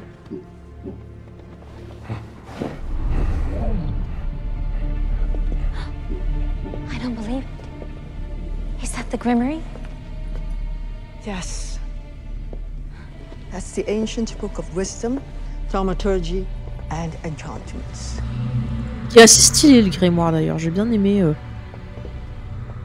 trucs Ouais, qui c'est se pas mal. déplient là dans tous les sens, c'est pas mal. Mais tu vois, dès le début, c'est ça qui est trop bien, c'est que le film, il a 2 tons. C'est-à-dire que la première partie du film, c'est vraiment l'adolescence, c'est, voilà, on a des petites histoires d'ados, «Oh, il m'aime, je l'aime. Ah bah non, il aime l'autre, machin. Oh bah t'es pas populaire, allez, ta ta ta». Et puis d'un coup, bah tu un peu le passage à l'âge adulte où nos personnages vont comprendre que, bah non, quand tu sors de l'école, la vie, c'est pas ça. C'est tu te fais avoir, tu perds tes illusions et finalement le passage avec la chanson là, One Day, attends, c'est quoi? One Uncharted Day, Day, ouais. ouais, One Short Day, tu vois, Emerald City machin, où t'as le morceau qui a été rallongé, où tu vois justement ce truc où les actrices au début, ben les persos s'amusent comme des gamines, elles visitent la ville et tout, et puis tu vas arriver au moment où tu as l'histoire du personnage d'Oz qui est racontée d'ailleurs par les interprètes, les premières interprètes de la comédie musicale. Donc il y a les 2 actrices et il y a aussi le gars qui jouait donc Fiyero. Je vais y arriver. Donc tous les 3 qui te racontent l'histoire d'Oz et tout.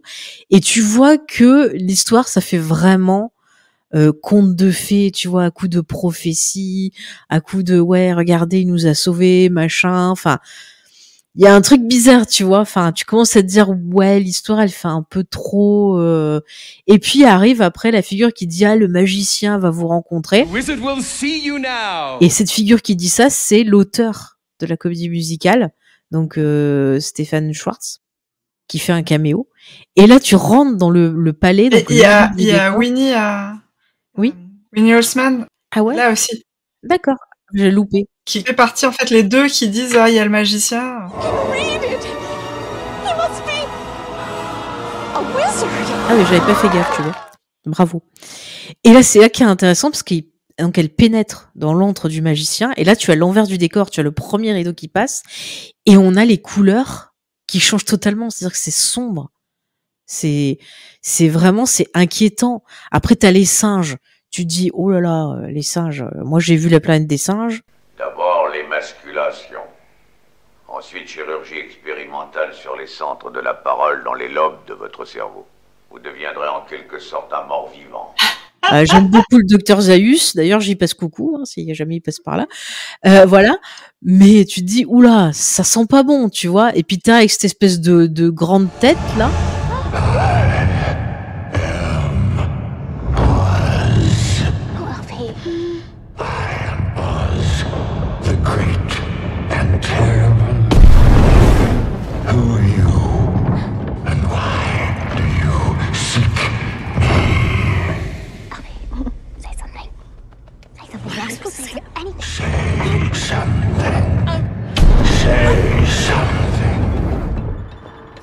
My name is Elphaba Throp. You're Osmus. And this is... Elphaba, is that you? Elphaba Throp? A man. Elphaba Throp? I didn't know it was you. You made it. Ou alors ça m'a fait penser, alors je pense pas que ça doit être son inspiration, mais j'ai pensé à Spaceball de, je sais pas si tu sais la parodie de La Guerre des Étoiles, quand ils vont voir Yaourt de Mel Brooks, voilà le film, où t'as cette espèce de grosse tête. What's gonna happen now? Don't ask, maybe it won't. Well, what if it does? I don't know about you, but I'm all for leaving. I think we get out of here right now. Really good. Wow! Silence! Who dares enter the sacred and awesome presence of the everlasting know-it-all? Yogurt! Yogurt?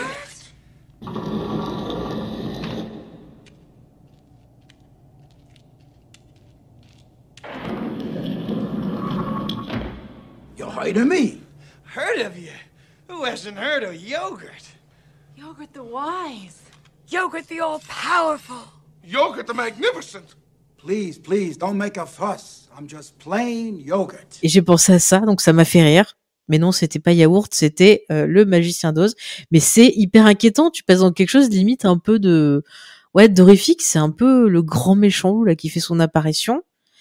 Et même quand il essaye de calmer les choses parce que il se rend compte que c'est la meuf qu'il veut, donc il faut qu'il se refasse un peu séduisant, parce que là, il sait que c'est le moment et il va pouvoir l'avoir pour faire son armée de singes volants, donc il faut qu'il soit charmant. Mais une fois que bah elle est pas trop d'accord avec les singes volants parce que ça a l'air de leur faire mal d'avoir des ailes. Ah bah là c'est bon, hein, il y a plus du tout de gentil magicien, c'est direct, on la bute, allez hop. Et là ça part sur quelque chose de vachement épique. Je sais pas toi, mais j'ai adoré la scène où justement elles se font poursuivre, tu sais, sont dans les couloirs, elles se font poursuivre par les singes et les singes qui les attaquent aux fenêtres. Et alors là, Oui. j'ai pensé aux oiseaux de Hitchcock. Mais vraiment, la mise en scène m'a fait penser à ça, avec justement un moment, Glinda qui est blonde, qui ressemble un peu à cette blonde Hitchcockienne, qui se fait C'est vrai. attaquer par l'oiseau, elle est obligée d'enlever son gilet et tout pour partir, et c'est vraiment hyper angoissant. Et là, les pauvres, c'est fini là, c'est fini l'adolescence, c'est fini les paillettes. Faut faire un choix quoi. Moi, j'ai trouvé que ça coupait peut-être un peu Defying Gravity. Enfin, je trouvais que la chanson, Ouais. le fait qu'il y ait plein de lieux et tout, ça manquait peut-être un peu de... Après la chanson, elle démarre Ouais. vraiment quand elles sont dans l'espèce C'est vrai. de grenier là De qu'elles veulent Tours. s'enfuir, ouais, de Tours, ouais. Donc ça permet de faire monter l'intensité en fait. Enfin moi je trouvais que ça faisait bien monter l'intensité. Parce que les deux elles sont formidables dans cette scène, hein, faut le redire, mais oh là là, tu vois Glinda qui dit ah prends cette cape, tu vas avoir froid et tout, gna gna gna.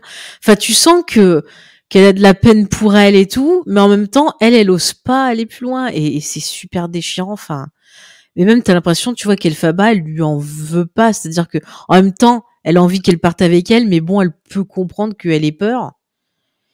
Et elle fait son truc parce que stop, à la fin, au bout d'un moment, se faire traiter comme de la merde, ça suffit.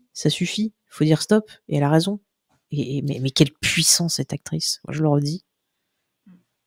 Je pense que les deux sont tiraillés entre rester avec le magicien, avoir la gloire, avoir quelque part l'amour du peuple, avoir tout ça, et partir pour et être se retrouver finalement être isolé et être l'ennemi public numéro 1, mais garder ses valeurs et pouvoir combattre ce totalitarisme. Ouais. Glinda, je pense qu'elle comprend Elphaba parce qu'elle aussi, elle est tiraillée, mais elle est pas prête encore à... Elle est pas prête à lâcher sa popularité, en fait. C'est ça. Mais je te dis, c'est des persos qui, dès la naissance, sont conditionnés. Dès la naissance, on leur fait le conte du Magicien d'Oz. On leur dit, c'est lui qui sait tout, c'est lui le meilleur. Elle, je sais pas dans quel, Glenna, dans quel truc elle a grandi. Mais j'ai l'impression que les parents, tu vois, c'est l'air de dire, tu dois être la parfaite petite fille modèle, tu dois être trop bien et tout. Enfin, d'ailleurs, le personnage me fait un peu penser. Alors, je sais pas si tu as vu la comédie musicale Evita sur Eva Perón. Oui, alors, mais il y a longtemps. Il y a eu une adaptation avec Madonna dans le rôle titre. Et à un moment, tu as une chanson où, en gros, c'est Eva Perón qui doit voyager dans le monde pour séduire les gens. Et en fait, elle travaille vachement sa garde-robe, sa coiffure, son maquillage et tout pour être tout le temps parfaite, pour être tout le temps lumineuse, un vrai arc-en-ciel pour attirer les gens. Et en fait, quand tu vois les bagages, enfin la chambre de Glenda, la façon dont tout est rangé et tout, ça m'a fait penser à cette chanson-là. Et la façon dont elle parle, la façon dont elle évolue, tu vois qu'elle est tout le temps en représentation, comme si elle était la première dame de quelque chose, tu vois. Enfin, et je pense qu'elle a vraiment peur d'être elle-même, peur, comme tu le disais, d'être seule, d'être rejetée. Mais en même temps, est-ce que c'est la solution, tu vois, de peut-être se faire du mal en n'étant pas soi-même et de rester dans ce cocon-là, plutôt que la solution d'être fait ouais, ok, je me fais rejeter, je suis considérée comme la méchante, mais au moins je suis libre. Et t'as l'impression quand elle chante la chanson que c'est vraiment, tu vois, elle casse sa prison et qu'elle est libre et qu'elle appelle les gens à faire pareil. Et donc c'est là que elle est dangereuse parce qu'elle appelle les gens en fait au libre arbitre, à être eux-mêmes, à s'accepter. Et donc ça va pas avec le Magicien d'Oz parce que lui ce qu'il veut c'est que les gens soient à sa botte. Donc effectivement ça fait un final qui est super cool parce que tu sais pas ce qui va se passer, c'est-à-dire est-ce qu'il va y avoir des partisans d'Elphaba, est-ce que Glinda va être de son côté, qu'est-ce qui va lui arriver à elle? Est-ce qu'elle va être mise en prison parce que elle est la copine d'Elphaba? Qu'est-ce qui va se passer? Bon, nous on sait, on vous dira pas, mais il y a quand même du suspense, vous voyez. En fait, elle est passionnante cette comédie musicale. Faut pas s'arrêter aux chansons ou à l'aspect peut-être qui peut paraître cucu à certains parce qu'il y a des paillettes, des machins, mais allez lire les textes. Si vous comprenez pas l'anglais, bah demandez à ce qu'on vous les traduise, tu vois, vers Google Drive ou même ChatGPT, il peut vous faire ça pour que vous compreniez, parce que vraiment ça fait du bien. Et quand tu vois les actrices en campagne de pub qui continuent ce message de bienveillance, enfin tu vois, moi j'ai vu une interview d'Ariana Grande, on en avait parlé chez Drew Barrymore, quand elle parle à Drew Barrymore, qu'elle lui dit à quel point son histoire a eu de l'impact sur elle, qu'elle est désolée de voir comment elle a été maltraitée par Hollywood et compagnie, tu la vois qui pleure, Drew Barrymore. J'ai trouvé l'interview mais vraiment hyper touchante. Et encore une fois, tu vois le lien avec la comédie musicale, ce message ça te permet en fait de devenir plus empathique avec les autres en fait. Et ça fait du bien, on en a besoin en fait. Ouais. Moi j'ai trouvé ça génial qu'ils lui mettent ces petites stresses là, t'en parlais. Parce qu'en fait, souvent, les actrices noires qu'on cache comme ça, enfin, on en avait parlé, je pense, dans notre émission Star Wars avec les femmes. Ouais. Je pense que c'est Phobos qu'on a parlé, que en fait, il y a beaucoup de rôles masqués ou peints qui sont tenus par des femmes racisées, parce que finalement, on leur offre pas assez de premiers rôles, et on leur offre plus de rôles, j'ai envie de dire, cachés. Et là, en fait, je sais pas comment dire, mais ils ont assumé qu'ils avaient une actrice noire. C'est pas juste une actrice qu'ils ont peint, c'est une actrice noire qu'ils ont embauchée. Et du coup, en fait, le bébé, il a les cheveux crépus. La petite, elle a aussi les cheveux crépus. La grande, elle a les micro-tresses. On voit que elle a cet héritage de femme noire. C'est une femme noire qui est peinte. Oui, c'est pas gommé, quoi. C'est pas juste une actrice qu'on a masquée. Et je trouve ça très bien. Oui, non, mais c'est hyper important, surtout que le vert, symbolise toute cette lutte-là, quoi. Il faut pas justement l'invisibiliser, c'est très important, surtout en ce moment aux États-Unis. Je suis désolée, mais la politique là, je veux dire, avec le retour de Trump, ça fait peur pour les personnes racisées, ça fait peur pour la communauté LGBT, c'est horrible, quoi. Donc justement, avoir un film avec cette puissance et avoir pris une femme racisée dans ce rôle important, oui, c'est important. Il faut en parler. Enfin, toutes ces personnes qui critiquent, qui sont woke et tout, mais au bout d'un moment, j'ai envie de dire, mais regardez, on a un film qui vous montre ce que ça fait. On a un film qui essaie d'éveiller l'empathie. Et à la fin, t'as envie de dire, mais qu'est-ce que ça peut vous foutre? Pourquoi vous éprouvez le besoin de cette agressivité, de vous sentir menacé parce que quelqu'un est différent de vous? En quoi ça vous dérange? Tu vois, c'est aussi un des propos du film qui va avec la chanson de fin où c'est vraiment quand elle s'énerve, c'est un peu genre vous me faites chier, en quoi je vous dérange? Et c'est important d'en parler. Et le film utilise aussi des rappels, j'en parlais aussi de ce rapport au monstre. C'est-à-dire que tu vois le début du film, quand il y a tout le monde qui se réjouit en disant ah oui, personne va la plaindre, la méchante là, elle est morte, Joupé, et tout ça, ça peut faire penser à ces fins de film, notamment Frankenstein, avec la fameuse foule en colère, tu vois, qui veulent tuer le monstre et qui vont changer vite fait d'avis. Tu vois, je pense à Elephant Man de David Lynch avec tout le côté les frics. Les frics c'est sympa et tout, mais dès que ça commence à être gênant, allez hop. On va les agresser, on sort les fourches et compagnie, tu vois. Et en fait, la pauvre Elphaba, plus ça avance, plus elle va être montrée comme un film. Et à la fin, quand justement t'as le discours de... j'ai toujours le nom de perso, Michelle Yeoh. Mrs. Marble. Elle fait tout son discours et elle en parle comme si c'était un monstre, quoi. Citizens of Oz, there is an enemy who must be found and captured. Believe nothing she says. She has stolen our grimoire. She is evil, responsible for the mutilation of these poor, innocent monkeys. Her green skin is but an outward manifestorium of her twisted nature. this distortion, this repulsion, this wicked witch. Elle dit ah c'est la Wicked Witch, ah elle est affreuse et machin et tout. Et t'as vraiment l'impression qu'elle te dit que genre il y a un animal du zoo qui s'est échappé, un truc horrible ou genre Godzilla qui va t'attaquer, t'as toutes les sirènes et tout. Alors que non quoi, c'est voilà. Dans le livre effectivement c'est pas du tout comme ça. Hein. Cette figure de la foule en colère, c'est vraiment les films de la Universal, même après ceux de la Hammer qui ont popularisé ça. Mais voilà, il y a cette figure tragique du monstre qui est à la fois touchant et qui va représenter une menace pour les gens qui ne veulent pas faire l'effort de comprendre ce qu'il est. En fait, c'est ça. Pour moi, le film, il te montre que le problème dans la vie, c'est que les gens qui t'agressent, c'est parce qu'ils ont pas de l'empathie. Ils arrivent pas, en fait, à se mettre à la place des autres. Et le fait qu'au début, tu aies Linda qui soit enfermée dans la bulle, c'est cette représentation-là. Vas-y.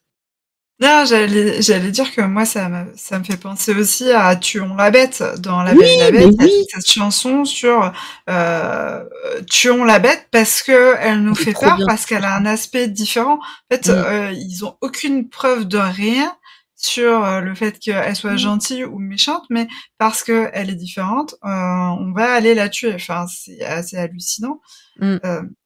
Et là, c'est pareil, en fait. Ils disent oh, oui, elle est méchante, regardez, d'ailleurs, elle est verte, c'est bien la preuve qu'elle est méchante. Bah oui, le magicien, il y a 0 preuve dit, de rien, il y a aucun argument. Ah si, ils disent, elle a transformé les singes en singes volants. Ouais. Bon, il y a la 0 rendre preuve. responsable de ce qui se passe, quoi. C'est juste la parole du magicien. Et comme c'est le magicien, personne ne le remet en cause, tu vois. Et c'est là qu'on voit le côté, ce qui était suggéré dès le début avec la pierre qui tombe, c'est-à-dire le côté façade, le côté je réécris l'histoire comme je veux du magicien, le côté propagande. Oui, et dans notre monde où il y a les fake news et les informations alternatives, on voit bien que c'est pareil en fait. Le contrôle de celui qui contrôle l'information contrôle l'histoire, contrôle la foule. C'est ça. Et en fait, ils le disent clairement dans le film. Je pense que c'est pas dit aussi clairement dans la comédie musicale. Ils disent non mais on avait besoin d'un ennemi pour rassembler les foules. Everybody knows that the best way to bring folks together is to give them a real good enemy. Et ça, c'est aussi clairement le principe de l'extrême droite, que ce soit Hitler ou toutes les extrêmes droites qui peuvent. C'est on va trouver un ennemi, on va dire que c'est de sa faute tout. On a aussi un leader charismatique qui va dire grâce à moi, je vais vous trouver des solutions. Alors qu'en fait, ça s'appuie sur rien. Mais le fait qu'il ait du charisme et qu'il ait un culte de la personnalité, ça fait que tout ce qu'il peut dire, c'est gobé. Ah oui, tranquille. On a dit que c'était elle, voilà, paf. Et quand tu as ça qui se passe, tu mets tous les petits indices que tu as eus depuis le début du film et tu te dis ah bah oui, en effet, le magicien, c'est un connard. Mais oui. Lina dit c'est un illusionniste, un escroc. Ouais, non mais totalement. Oui, complètement. Tu vois déjà dans le film de 39 d'ailleurs, c'était un. Ah mais oui, ça a toujours été un charlatan même. Mais ça a toujours été dans le bouquin aussi, il me semble. Hein. Ça fait un moment que je l'ai lu, le Magicien d'Oz, mais il me semble que c'est aussi une pourriture. Non mais là tu le vois, enfin il fait plein de tours. Quand il fait son truc, il dit je vais faire de la magie. Tu vois très bien qu'il est passé derrière le rideau et qu'il soulève des petites marionnettes, des petits trucs. Enfin, le pire c'est qu'il prend les deux gamines pour des connes. Enfin, je suis désolée de dire ça, mais elles sont tellement naïves que elles n'osent pas dire. Mais nous public, on voit ça, on se dit non mais il se fout de notre gueule quoi. Mais il prend tout le monde en même temps pour des idiots et ça marche dans 99% des cas. Alors pourquoi il le ferait pas? Enfin. Bah ouais. Mais t'as vraiment l'impression que, et tu vois aussi l'éducation. On a le truc à l'école et on se disait mais on sait pas ce qui branle dans cette école. Mais tu te rends compte qu'en fait t'as l'impression que à Oz tout le monde est débile. Et encore une fois, dans les sociétés fascisantes, l'éducation, elle est souvent pas très bien faite ou alors faite à base de propagande et la plupart des gens ont perdu le libre arbitre. Ils remettent absolument pas en cause et ceux qui osent remettre en cause, ça va pas.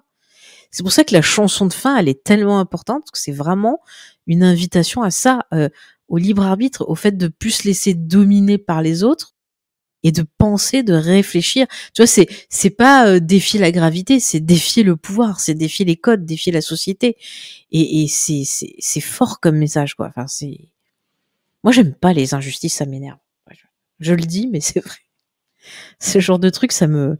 Tu vois, à chaque fois, quand il y a des gens comme ça, j'ai toujours envie de leur dire, mais en quoi ça vous dérange? Qu'est-ce que ça peut vous faire? En quoi ça vous empêche de vivre? Que la personne, elle soit différente de vous, quoi. Enfin, c'est vraiment, mais regardez Wicked, lisez le roman, écoutez la comédie musicale, je sais pas, mais faites quelque chose, quoi. Et je pense que c'est pour ça que c'est une comédie musicale et un film qui nous touche toutes les deux, parce que je pense qu'on est toutes les deux dans cette mouvance à dire, ben en fait, pourquoi vous agressez les autres, quoi. Mais c'est ça. Hein. Après, c'est peut-être mon hypersensibilité qui parle, mais c'est vrai que moi, c'est vraiment un sujet qui me touche, un sujet que j'ai vécu aussi. Donc c'est peut-être pour ça aussi, tu vois, que j'ai bien pleuré pendant le film. Mais tu sors de là, t'es bien, et en même temps, t'as envie de t'énerver encore plus contre certains, parce que ça te pousse à ça. C'est vraiment, ça t'inspire. C'est pour ça que je dis, montrez-le aux petites filles. Vraiment, montrez plus ça que Barbie. Barbie. La première fois, j'ai rigolé un peu, je me suis dit, ah, c'est un peu parodique, c'est rigolo. Quand je l'ai revu, ça m'a profondément énervé, ce film. C'est pas du tout du féminisme. C'est rien du tout. Alors que le personnage d'Elphaba, eh ben, c'est aussi du féminisme. Parce que ça parle du fait de, justement, sortir du carcan dans lequel on enferme les persos féminins. Et le film aussi, tu vois. Enfin, ça parle de plein de questions. Voilà. Mais ce qui est bien, c'est que la mise en scène, elle accompagne le message. Tu sens que la personne aime ça, aime les comédies musicales. On va avoir une mise en scène qui va laisser libre cours aux actrices plutôt que d'appuyer. Alors par contre, parfois, quand ça appuie, c'est plus juste pour appuyer sur des easter eggs à la con. Genre, regardez, on a mis des souliers rouges, wing wing, gros plan. Ça, c'est un peu chiant. Mais la plupart du temps, on a une caméra qui met en valeur les chansons, qui met en valeur les chorégraphies, qui met en valeur les émotions. Et c'est ce qu'on demande. Il en fait pas trop. Voilà, il y a des choses un peu, voilà, améliorées, peut-être, pour avoir un peu plus de rythme, un peu plus de waouh. Parce que c'est vrai qu'il y a des fois un petit peu des longueurs, c'est juste ça que je reprocherais. Mais sinon, c'est vraiment pas mal. Je suis désolée, c'est très très bien, Wicked. Moi, je regretterais juste un truc, c'est le fait de... La chanson qu'ils ont rajoutée, là, avec Idina Menzel et Christine Chenoweth, Ouais. ça parle un peu d'un élu qui pourrait lire le grimoire et tout. Moi, je suis pas fan des prophéties des élus. Moi, je trouvais que voilà, le fait que Elphaba ce soit un peu une anonyme qui se lève, je trouvais que c'était plus fort que le fait que ce soit une élue qui se lève. Oui, oui, je vois ce que tu veux dire. Non, mais c'est vrai, c'est pas con. Après, bon, c'était marrant de les voir. Oui, mais c'était juste, je pense, pour les caser. Hein. Après, on était contents de les voir, hein, franchement. Mais alors, tu vois, pareil, vocalement, alors bon, t'as les deux actrices qui sont quand même super vocalement, et les nouvelles, mais moi, j'ai été, alors vraiment, tu vois, Ariana Grande, en tant que chanteuse, je connaissais pas vraiment. Je dis, j'avais entendu la chanson qu'elle avait faite pour le film Drôle de Dame. Et après, je me suis rappelé que je l'avais adorée dans, justement, Scream Queen, qui est très drôle, cette série, d'ailleurs. Et j'ai été, mais alors, je vais dire un mot du Sud, j'ai été espantée, vraiment, parce que vraiment, le rôle de Glenda, il est pas facile à jouer, parce que ça monte dans des notes très très hautes, t'as des parties qui sont quand même assez lyriques. Et ben, franchement, elle gère. Elle gère. Ça m'a donné envie d'aller écouter d'autres morceaux d'elle, parce que vraiment, je trouvais qu'elle chantait vraiment très très bien. Elle a une voix douce, mais en même temps, elle peut envoyer quand même des choses, quoi. Donc, non, c'est bien. Même l'autre aussi, je connaissais pas trop en tant que musicienne, je connaissais plus en tant qu'actrice, mais elle est bien aussi. Apparemment, elle chante aussi dans Pinocchio Live Action, mais je l'ai pas vue. Ah, je l'ai l'ai pas bleue, vue. en fait. Ouais, moi je l'ai entendu chanter dans Panique à l'hôtel je sais pas quoi, Royal, je crois, de Drew Goddard, qui est très très bien. T'as une scène où elle est dans une chambre d'hôtel et elle chante a cappella. I need love, love to ease my mind. I need to find someone to call mine. My mama said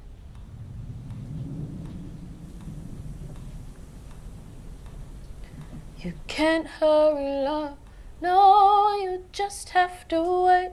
Et c'était très She très bien. said love don't Après, je sais pas si elle chantait dans Outsider, je crois pas, non.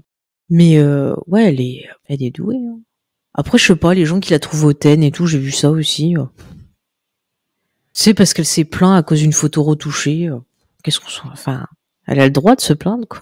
J'ai vu cette polémique, oui, parce qu'il y a quelqu'un qui a recréé l'affiche de la comédie musicale à partir de l'affiche de film qui elle-même Ouais. était un hommage. Ouais, Je comprends qu'elle ait râlé parce que, en fait, dans l'affiche de la comédie musicale, en fait, on cache les yeux ouais. de d'Elphaba. Elphaba. Non, mais moi, je comprends aussi parce que ça, c'est sorti au moment où il y a eu des trucs racistes où elle était invisibilisée. Donc peut-être qu'elle l'a mal vécu parce que bah, ça l'avait touchée, tu vois. Après, son message était peut-être maladroit, elle aurait pu, tu vois, le tourner autrement. Des fois, ça arrive, mais je pense qu'elle devait être sur l'émotion. Après, c'est vrai que tout ce qui est IA et tout, c'est un peu... Bon, là, c'était une personne qui l'avait fait, mais bon, c'est vrai que maintenant, quand t'as les IA qui te sortent des trucs sans te demander ton avis et tout, je peux comprendre aussi que... Oui, bah, la retouche, c'est quelque chose d'assez spécifique quand même. Hein. Après, je pense que le fan, lui, il a juste voulu recréer l'affiche. Oui, recréer l'affiche, il pensait peut-être pas à mal, quoi. Délire. Je pense qu'il pensait pas à mal. Après, le problème, c'est que cette affiche-là, elle a commencé à se diffuser comme une traînée de poudre, et du coup, a presque remplacé l'affiche officielle qui, elle, ne posait pas tous ces problèmes d'invisibilisation et de retouche. Donc, c'est là que c'est pas normal. Ouais. Mais tu vois, ça pose aussi le problème au niveau de l'adaptation, parce que quand il y a des adaptations, tu as ceux qui disent, bon, bah oui, effectivement, il faut adapter au médium sur lequel tu diffuses, et t'as les gens qui veulent que ce soit la copie conforme de ce qu'ils ont eu. Et tu vois, le fait qu'on ait l'affiche, où quelqu'un a voulu que ça soit la copie conforme du truc, ça montre aussi certaines personnes, tu vois, qui ont du mal avec les adaptations. Donc c'est un peu un phénomène courant aussi, hein. Non, mais il y a eu plein de trucs gossip façon autour de ce week-end. D'ailleurs, c'est vrai qu'on n'a pas parlé, mais l'acteur qui joue Buck, alors attends, c'est quoi son nom déjà? Ethan Slater. Voilà. Alors en fait, lui, c'est quelqu'un qui vient de Broadway. Il a d'ailleurs joué dans la comédie musicale Bob l'éponge. Il jouait Bob l'éponge. C'est vrai? Voilà. Ouais, ouais. Bah tu taperas sur internet, tu verras, ça existe. Et en fait, le souci, la petite controverse qu'il y a eu, c'est que durant le tournage, en fait, lui et Ariana Grande sont tombés amoureux. Et apparemment, ils étaient mariés tous les deux à l'époque. Et donc, ils ont divorcé pour pouvoir se mettre ensemble. Et donc, ça a fait scandale. Et donc, ils sont obligés de se cacher. Ils font super gaffe et tout pour que, justement, on n'en parle plus. Mais j'ai vu qu'il y avait l'ex-femme du mec qui avait remis une couche. Et après, vous vous dites, oh, elle est trop maigre, Ariana Grande. Bah ouais, tout ce qu'elle a géré, la pauvre, je pense que ça doit pas l'aider pour sa santé. Hein. Ouais, c'est toujours compliqué, les histoires de couple. Donc voilà, c'est un peu le bordel, mais franchement, oubliez tout ça, allez voir le film, parce que le film, mais en tant que moi j'adore les comédies musicales, j'adore les films musicaux, j'aime beaucoup toutes les vieilles comédies musicales et tout, et vraiment je trouve que le film, il rend bien hommage à ça. Il n'y a pas un côté clipesque comme certains. Moi, je trouve que c'est bien, c'est plutôt bien fait, alors que pourtant, vous avez vu, on revient de loin, c'est quand même quelqu'un qui a fait Sexy Dance 2 et 3 et des Justin Bieber, donc vraiment, on revient de loin. Et là, il nous fait un truc qui est quand même respectable, qui met en valeur la comédie musicale, qui met en valeur le travail des acteurs et des actrices, les décors. Donc voilà. On va peut-être juste préciser qu'il va y avoir la suite. C'est annoncé pour novembre 2025. Et le titre, c'est cette chanson.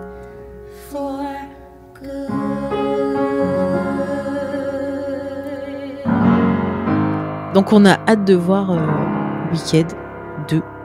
En plus, il y aura des chansons inédites. J'ai vu ça aujourd'hui. Donc je suis assez curieuse de voir ce que ça va être. Oui, je suis curieuse de voir ce qu'ils vont nous rajouter. C'est clair, surtout que ça va être vachement encore plus attendu au tournant. Est-ce que tu veux rajouter quelque chose, Faye ? Non, je pense qu'on a tout dit. Non. Je pense on est vraiment revenu sur les scènes qui nous avaient marqué. Enfin, moi, j'ai adoré le film. J'ai passé vraiment un super moment. En plus, j'y suis allée entre copines, donc c'était cool. Voilà. J'ai hâte de voir la suite. Écoute, merci Faye. On va se retrouver dans un an, du coup, pour l'acte 2, oui. je pense. Bah ouais, trop hâte, écoute. Franchement, peut-être que la prochaine fois, on fera karaoké, on fera tout en comédie musicale, on aura peut-être trouvé notre talent, notre vocation, je ne sais pas. Oui, on fera peut-être un sing-along entre-temps. Donc, Wicked, si vous faites ça pour vos bonus, mettez des sous-titres. Merci. Voilà, c'était le mot de la fin. Bah, à bientôt les geeks. Bah oui, salut. Salut, à bientôt Faye, merci. Bah merci, c'était super cool.